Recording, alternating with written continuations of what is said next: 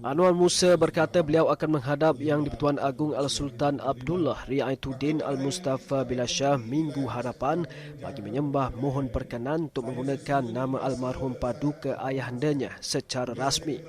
Jadi insyaAllah hari Isnin saya akan menghadap si paduka baginda Yang di-Pertuan Agong 22 hari bulan, dan antara lain saya akan sembah pohon perkenan untuk menggunakan nama almarhum Sultan Ahmad Shah. Kita di kementerian akan pohon secara resmi supaya nama itu didapat perkenan untuk digunakan sama ada sebagai Sultan Ahmad Shah Soccer City ataupun Sultan Ahmad Shah Soccer and Sport City. Itu kita akan sembahkan beberapa nama untuk tuanku pertimbangkan.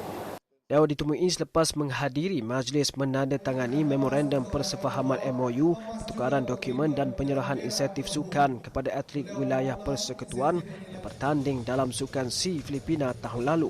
Pertukaran dokumen itu melibatkan pementeraian antara Perbadanan Putrajaya PPJ dan 3 badan induk bola sepak, Persekutuan Bola Sepak ASEAN, Konfederasi Bola Sepak Asia dan FAM bagi membangunkan Soccer City yang berkeluasan 42.43 ekar di Prison 5 Putrajaya.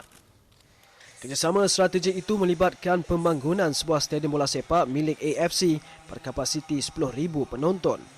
Ia juga bakal menempatkan ibu pejabat FAM, pusat latihan bagi kegunaan pemain senior dan junior kebangsaan serta ibu pejabat EFF dengan kemudahan yang bertaraf dunia. Turut berlangsung pertukaran dokumen antara PPJ dan Kementerian Belia dan Sukan bagi pembangunan Stadium Rugby Nasional di Prison 13.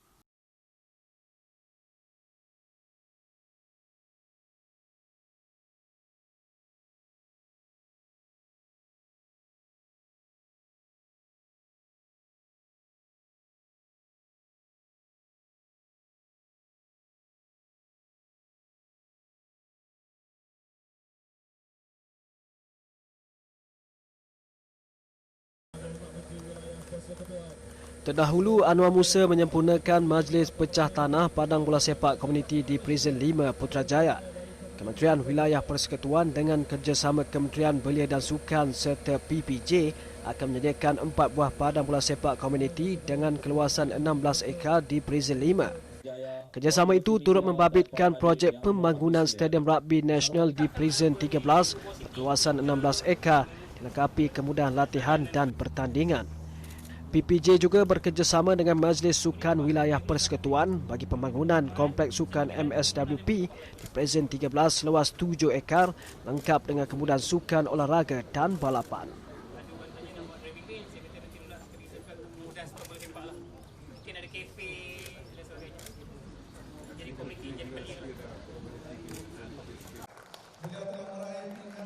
Sementara itu, Kementerian Wilayah Persekutuan turut meraihkan kejayaan atlet wilayah persekutuan yang menyumbang pingat ketika di Sukan SEA Filipina tahun lalu.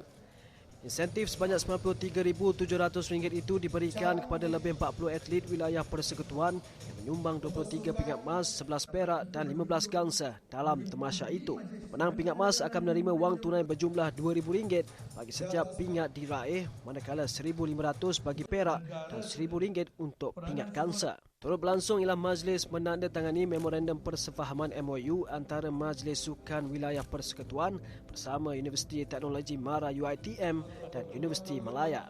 MOU itu diharap memberi impak kepada atlet wilayah itu khususnya dalam perkembangan pendidikan atlet dan penyelidikan sukan. Terima kasih.